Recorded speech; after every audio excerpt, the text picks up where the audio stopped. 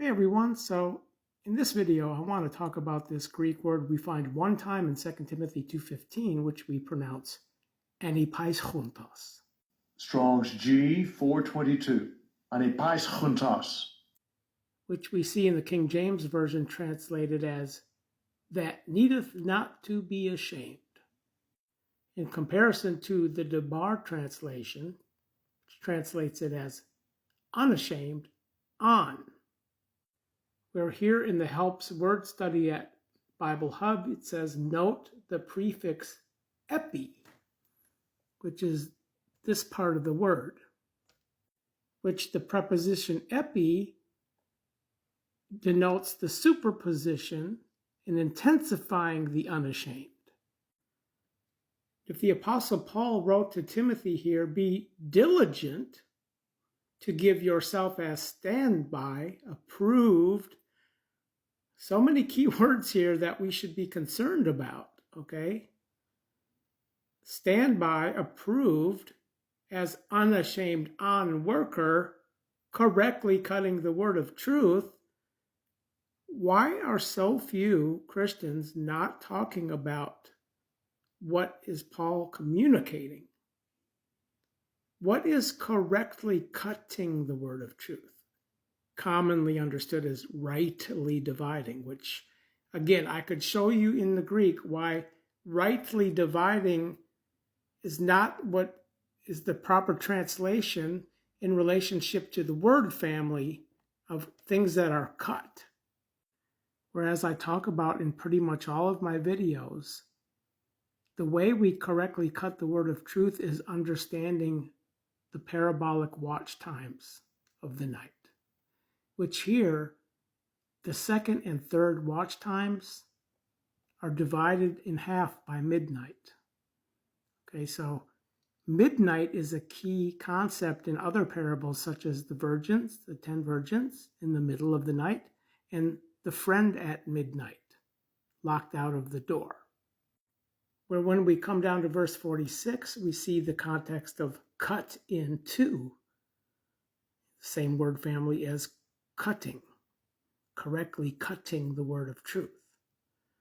So the cut in two has its context according to the watch times, where unashamed would be understanding this as diligent to give yourselves as standby to something, where not being unashamed-on worker, of course, results in shame. Hence, so will the Lord of that slave arrive in a day which he does not hope for. Why? Because he doesn't know.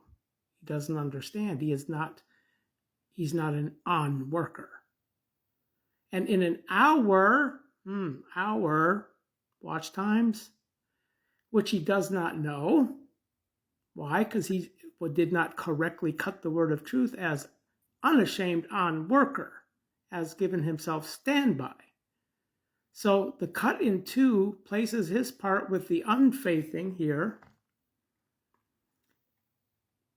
And then we read, but that slave, the one having known the will of his Lord, and not having prepared or having done anything which is according to his will be beaten much.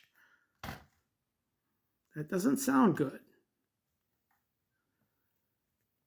But the one not having known him, but having done things worthy of the plagues, will be beaten little. That sounds better. But everyone to whom much was given, from beside him much will be sought. And to whom much was beside set, abundantly more they will request in regards to him. They who? Well, I believe it's referring to the angels when we back up to verses 8 and 9 here in the same chapter. After Jesus explains concerning the beaten little and the beaten much and the plagues, etc., we read here that he says, I came to cast fire on the earthland, and what do I want? If it were already uplight, exclamation point. what is the context here?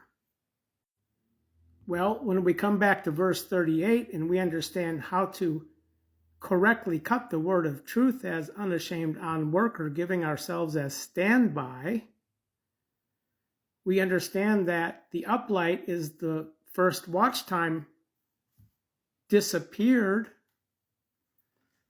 where those who are coming out of the wedding come in according to that first order, which the second watch time is midnight when the virgins enter the wedding. But this precedes midnight.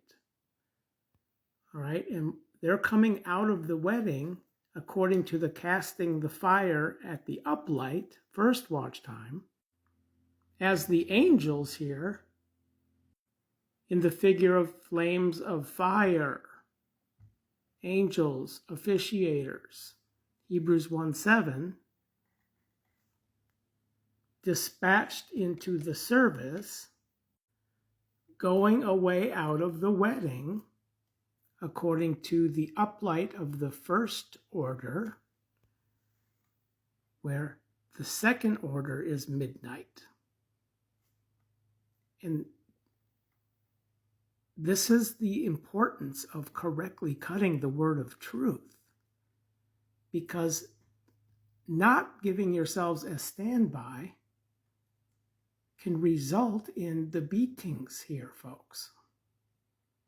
Beaten little, much. Beaten little. Where we have this other category here, of which that is beside set, will be sought abundantly more. They will require in regards to him. The angels who are dispatched as officiating spirits, who is the first order into the wedding feasts. Those who are diligent in the word of God, giving themselves as standby approved, unashamed-on in the superposition of the unashamed, because they are correctly cutting the word of truth. Where when we back up to verses 4 through 6 here, we see how Paul instructs Timothy to not be entwined in the business of the subsistence, okay? Trying to get rich. But even if anyone athletes, he is not crowned, which is the taking of the reward as an officiating spirit during the time of judgment, the stepping further, unless he athletes law accordingly.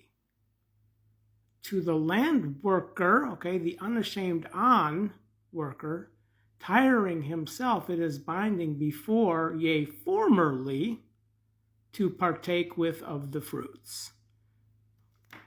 And he says, think about what I say, for this cause the Lord will give you understanding in this in all.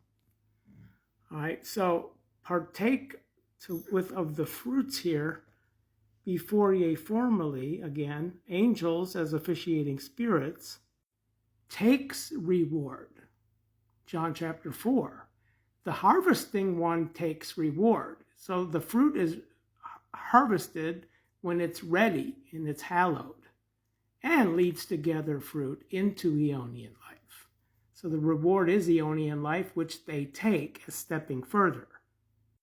For in the judgment they are officiating spirits dispatched to those who are law accordingly allotting safeguarding, not beaten, but the everyone here to whom much was given from beside him, much will be sought.